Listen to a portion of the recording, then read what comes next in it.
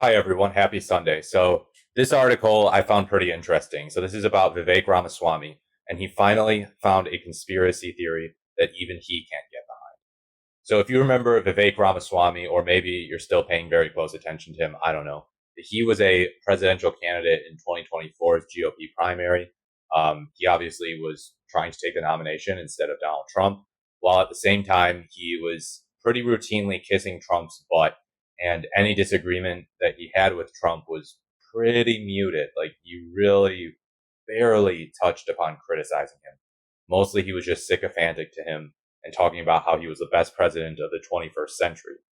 So, yeah, he's known for sanitizing basically everything that Trump does and trying to make it seem palatable to normie Americans. So, let's read what this is about.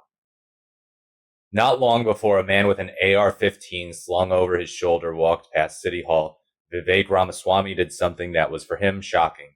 As a presidential candidate, the Ohio Republican never met a conspiracy theory he didn't like, from claiming the riot at the Capitol on January 6th was an inside job to asserting the government lied to Americans about 9/11.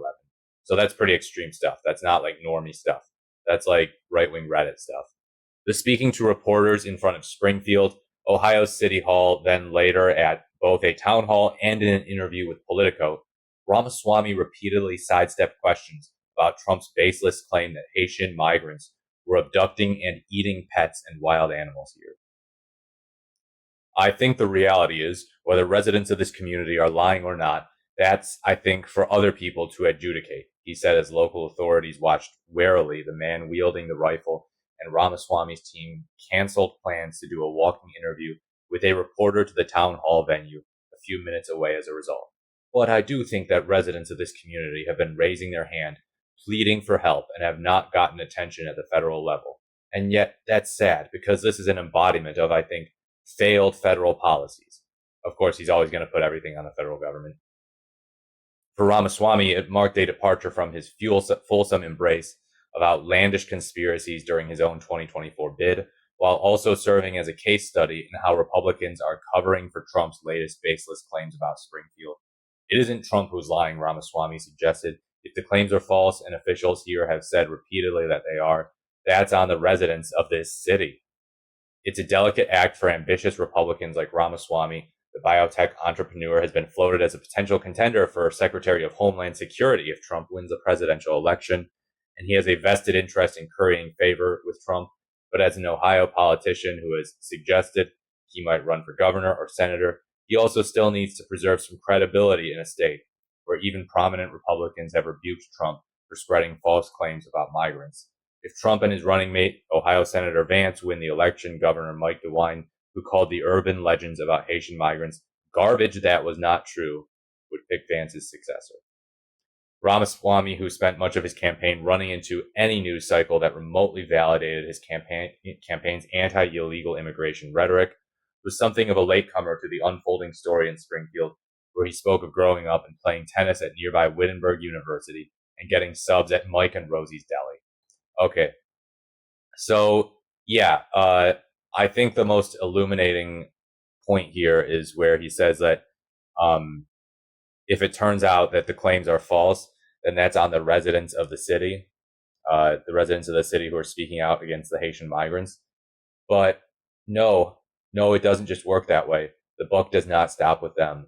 The buck stops with the former president who's out there using those fake stories in order to generate anti-immigration sentiment for his campaign. He's using them as a political cudgel against Kamala Harris to say Kamala Harris pro illegal, me anti illegal immigration, me for tough on border, me for sensible immigration policy. That's basically the gist of what he's using it for.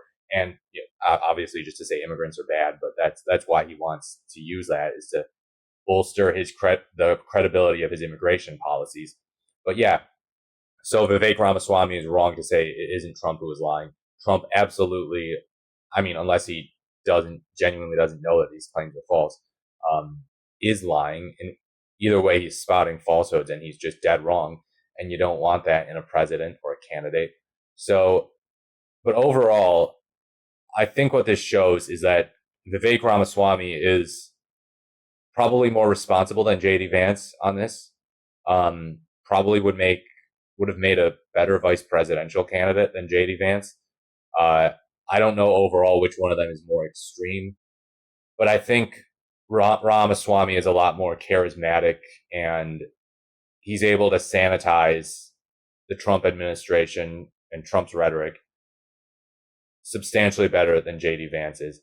JD Vance sold his soul to Trump and goes out of his way to basically defend anything Trump does.